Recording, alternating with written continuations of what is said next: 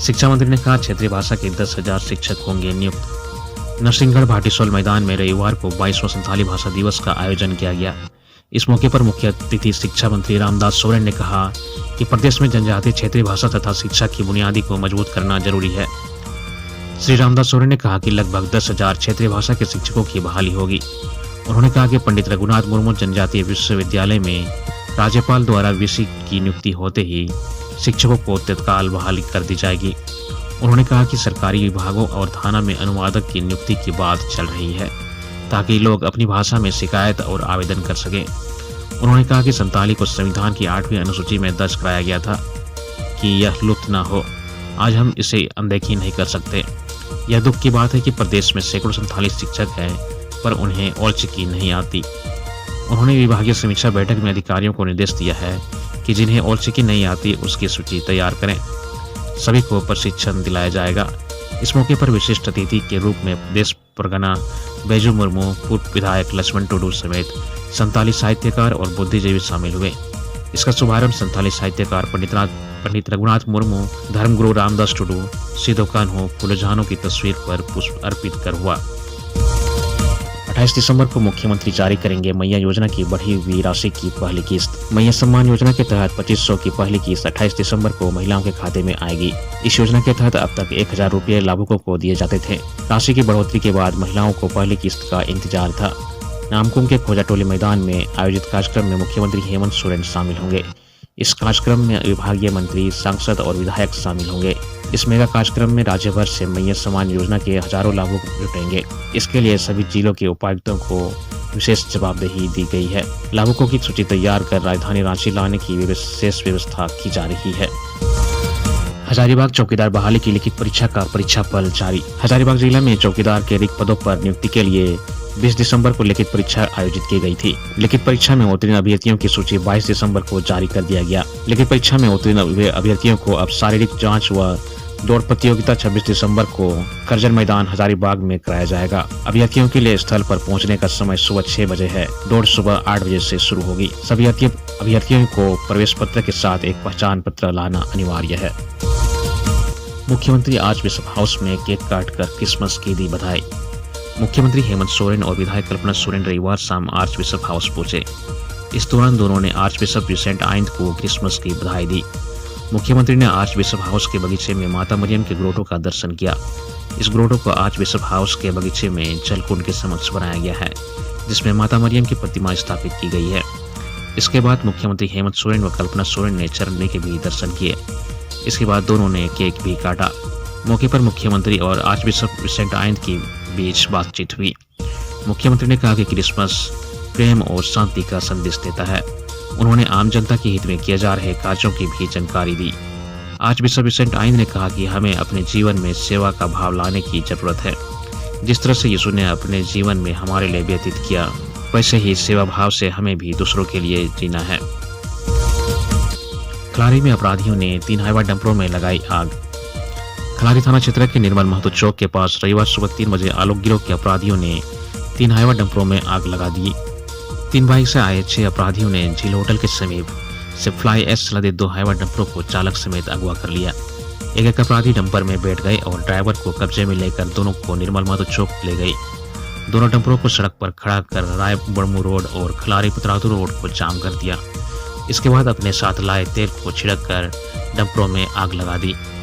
चौक के किनारे रेलवे के निर्माण से जुड़ा चिप्स लदा एक डंपर पहले से खड़ा था। उसका चालक एक होटल में चाय पी रहा था। अपराधियों ने उस डंपर में भी आग लगा दी। इस बीच अपराधियों ने करीब 5 राउंड गोली भी चलाई। डंपर चालक मारूफ और मिट्टूराम और ग्रामीण अर्जुन महतो के साथ मारपीट भी की। सभी का मोबाइल छीनकर आग में फेंक दिया गया।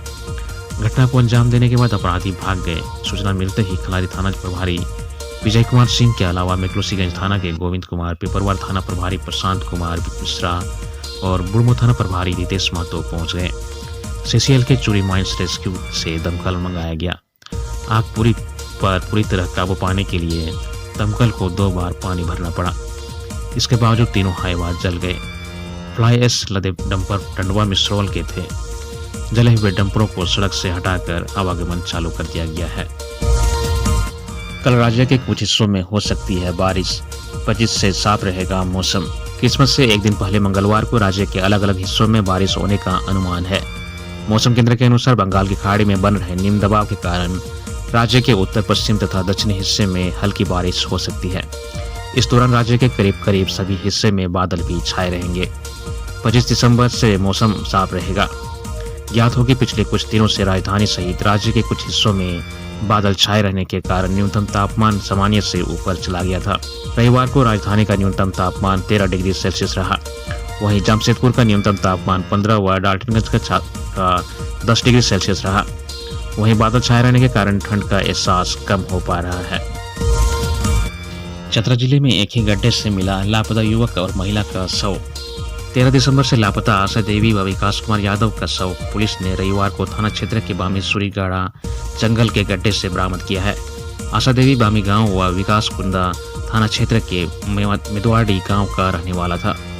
दोनों की हत्या पत्थर से कुचल कर की गई थी। इसके बाद शवों को 5 फीट गहरे गड्ढे में गाड़ दिया गया था। पुलिस ने शवों को पोस्टमार्टम के लिए हजारीबाग भेज दिया है। दोनों के लापता होने पर उनके परिजनों ने हत्या की आशंका जताते हुए थाना में आवेदन दिया था। पुलिस को 15 दिसंबर को इन दोनों के बारे में कुछ सूचना मिली। इसके बाद बामी जंगल में शवों की तलाश की जा रही थी। इस संबंध में एसडीपीओ संदीप सुमन ने कहा कि सूचना मिलने पर उक्त जंगल से शवों को बरामद किया गया। दोनों की हत्या कर साक्ष्य छुपाने के लिए हत्यारों ने शवों को गड्ढे में गाड़ दिया था। परिजनों के आवेदन के आधार पर जोरी निवासी साबियर मियां को हिरासत में लेकर पूछताछ की जा रही है। जल्द ही मामले का खुलासा किया जाएगा। वहीं दूसरी ओर परिजनों ने आरोप लगाया कि विकास ने पुलिस को सूचना देकर पोस्तक की खेती को नष्ट कराया था। बदले की भावना से विकास की हत्या की गई है। वहीं महिला की हत्या के कारणों का पता नहीं चल पा रहा है। इसे लेकर लोग तरह तरह की आशंका जता रहे हैं। इस दोहरे हत्याकांड से क्षेत्र में दहशत का माहौल है। अभियान में एसडीओ जहूर आलम, एसडीपीओ संदीप सुमन, सीओ विकास शामिल थे। हजारीबाग में बुलेट के साइलेंसर से आवाज निकालने वालों चालकों पर लगाया जाएगा जुर्माना। हजारीबाग शहर और आसपास के क्षेत्र में युवा लोग अपनी बुलेट मोटरसाइकिल के साइलेंसर से विस्फोटक आवाज निकालते हुए चलते हैं। पकड़े जाने पर जुर्माना भरना होगा या उसे साउंड पोल्यूशन फैलाने के आरोप में जेल भी जाना पड़ सकता है। बुलेट मोटरसाइकिल से विस्फोटक आवाज कारण सड़क पर मोटरसाइकिल चलाने वाले सवार अचानक डर जाते हैं। वैसे में दूसरे मोटरसाइकिल चालक अपना नियंत्रण खो देते हैं और दुर्घटना का शिकार हो जाते हैं। हजारीबाग एसपी अरविंद कुमार सिंह ने कहा कि बुलेट से विस्फोटक आवाज निकालकर स्टाइल मारने वालों पर पुलिस सख्त कार्रवाई करेगी। एसपी ने आम लोगों से अपील किया कि ऐसे बुलेट चलाने वालों की जानकारी दें। विस्फोटक आवाज निकालने वाले मोटरसाइकिल का नंबर दें। पुख्ता जानकारी मिलने पर बुलेट का नंबर डीटीओ कार्यालय से मालिक के नाम और पते निकालकर कार्रवाई की जाएगी। बरकट्टा में बोरसी से जलकर व्यक्ति हुआ जख्मी। बरकट्टा प्रखंड के पंचो निवासी घनश्याम सिंह आग से जलकर गंभीर रूप से घायल हो गए हैं। उनकी उम्र 80 वर्ष है। बताया जा रहा है कि शनिवार 21 दिसंबर की रात 8 बजे के करीब घनश्याम सिंह अपने घर की चरपाई पर लेटे हुए थे। इसे भी चरपाई के नीचे जल रही बोरसी से उनके बिस्तर में आग पकड़ लिया। घनश्याम सिंह को इसका जब तक पता चलता तब तक उनके शरीर में पहने हुए कपड़ों में आग पकड़ चुका था। घर वालों ने काफी मशक्कत से उनके कपड़े को काट कर उतारा। हादसे में घनश्याम सिंह जलकर गंभीर रूप से जख्मी हो गए, जिसे घर वाले आनंद फानन में तुरंत सामुदायिक स्वास्थ्य केंद्र बरकट्टा ले गए, जहां से चिकित्सक ने बेहतर इलाज के लिए हजारीबाग के बाद वहां से रिम्स रांची रेफर कर दिया। पूर्व जिला सदस्य प्रतिनिधि सह अधिवक्ता राजेंद्र प्रसाद ने आम आवाम से अत्यंत गरीब व्यक्ति के इलाज के लिए सहयोग करने की गुजारिश किया है। बाबूलाल मरांडी ने सरकार पर साधा निशाना। ट्रैफिक जुर्माना लगाकर शोषण कर रही सरकार। प्रदेश भाजपा अध्यक्ष बाबूलाल मरांडी ने राज्य सरकार पर निशाना साधा है। उन्होंने सोशल मीडिया एक्स पर पोस्ट करते हुए लिखा कि राजधानी रांची की ट्रैफिक पुलिस यातायात व्यवस्था सुधारने के बजाय केवल जुर्माना वसूलने पर अपना ध्यान केंद्रित कर रही है। मामूली गलतियों पर भी जनता को भारी भरकम जुर्माना लगाकर शोषण किया जा रहा है। सड़क सुरक्षा और यातायात नियंत्रण जैसे अहम मुद्दों को नजरअंदाज कर सिर्फ जुर्माने की वसूली को प्राथमिकता दी जा रही है।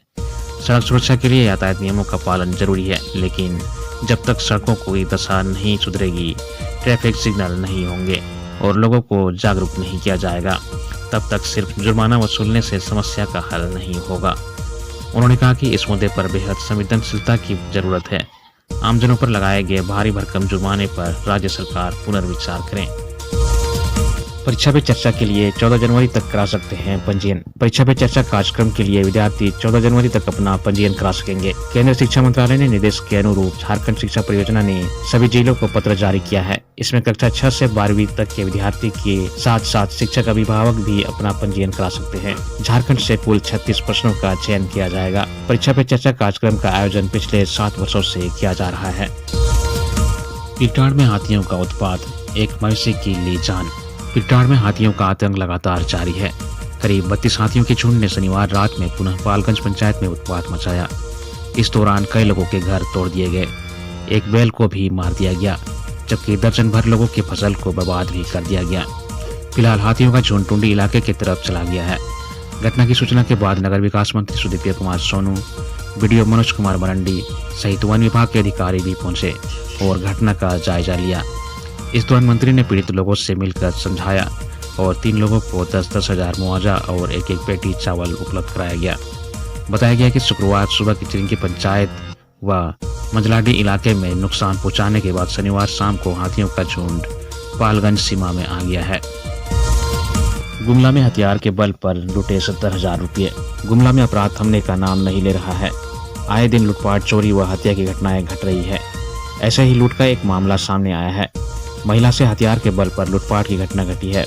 गुमला सदर थाना क्षेत्र के कसिरा गांव निवासी सुनील साहू की पत्नी कलावती देवी से शनिवार को 70,000 रुपये की लूटपाट हुई है। इस संबंध में सुनील साहू ने गुमला थाना में लिखित आवेदन सौंपकर अज्ञात 3 अपराधियों के खिलाफ मामला दर्ज कराया है। दर्ज मामले में कहा गया है कि शनिवार को उसकी पत्नी कसिरा अंबाटोली बाजार में धान खरीदने गई थी। झोला में पैसा लेकर धान की खरीदारी करने बैठी थी। इसी बीच बाइक से 3 अपराधी पहुंचे और हथियार निकालकर पैसा की छिनताई कर फरार हो गए। उन्होंने अज्ञात अपराधियों के खिलाफ कार्रवाई की मांग की है। शीतकालीन छुट्टी नहीं मिलने पर शिक्षकों ने जताई नाराजगी। शीतकालीन छुट्टियों के मुद्दे पर रविवार को शिक्षकों की ऑनलाइन बैठक हुई। इसमें कुल्हान विश्वविद्यालय से डॉक्टर अशोक रवानी, अरविंद साहू और नीलांबर पीताम्बर विश्वविद्यालय से ऋचा सिंह सहित अन्य शिक्षक मौजूद थे। बैठक में शिक्षकों ने शीतकालीन छुट्टी नहीं देने मुद्दे पर नाराजगी जताई। शिक्षकों ने कहा कि विश्वविद्यालय प्रशासन को और सजग व संवेदनशील बनना चाहिए। विश्वविद्यालय शिक्षकों और जजों को देश भर में जो अवकाश दिए जाते हैं उसका उद्देश्य ज्ञान व तथ्यों के संकलन और उनकी प्रस्तुति के लिए तैयारी करनी होती है। ऐसे कार्यों को करने के लिए दिए जाने वाले अवकाश में सिंधमारी करना समझ से परे है। राजभवन सहित सभी संबंधित अधिकारियों से हमने अनुरोध किया है। हम सबको उम्मीद है कि इसी वर्ष से शीतकालीन अवकाश घोषित किया जा रहा है। अगर ऐसा नहीं होता है तो सोमवार की शाम को अन्य रणनीति की घोषणा की जाएगी। SGFI नेशनल ताइक्वांडो में झारखंड की संजना को मिला स्वर्ण पदक। मध्य प्रदेश के देवास में आयोजित 68वीं राष्ट्रीय स्कूल खेल के अंडर 19 ताइक्वांडो प्रतियोगिता में झारखंड के खिलाड़ियों ने शानदार प्रदर्शन किया। 5 खिलाड़ियों ने क्वार्टर फाइनल तक का सफर तय किया। संजना ने हरियाणा को 2-1 से हराते हुए स्वर्ण पदक जीता। वहीं अमन मुंडा ने कड़े मुकाबले में CBSE के तीसरे राउंड में 15-16 अंक से मैच गंवाते हुए रजत पदक अपने नाम किया। इस प्रतियोगिता में संजना ने अंडर 14 किलोग्राम वर्ग में सबसे पहले दिल्ली को, उसके बाद तेलंगाना को, सेमीफाइनल में आंध्र प्रदेश को और हराकर फाइनल में प्रवेश किया। वहीं अमन मुंडा ने 59 किलोग्राम वर्ग में सबसे पहले राजस्थान को, प्री क्वार्टर फाइनल में उत्तर प्रदेश को और क्वार्टर फाइनल में बिहार को हराया। सेमीफाइनल में दिल्ली को 2-0 से हराकर फाइनल में प्रवेश किया। दोनों खिलाड़ियों को मुख्यमंत्री हेमंत सोरेन, स्कूल एवं साक्षरता विभाग के मंत्री रामदास सोरेन सहित सचिव उमाशंकर सिंह, राज्य परियोजना के निदेशक शशि रंजन, धीरसेन सोरेन सहित कई अधिकारियों ने उन्हें बधाई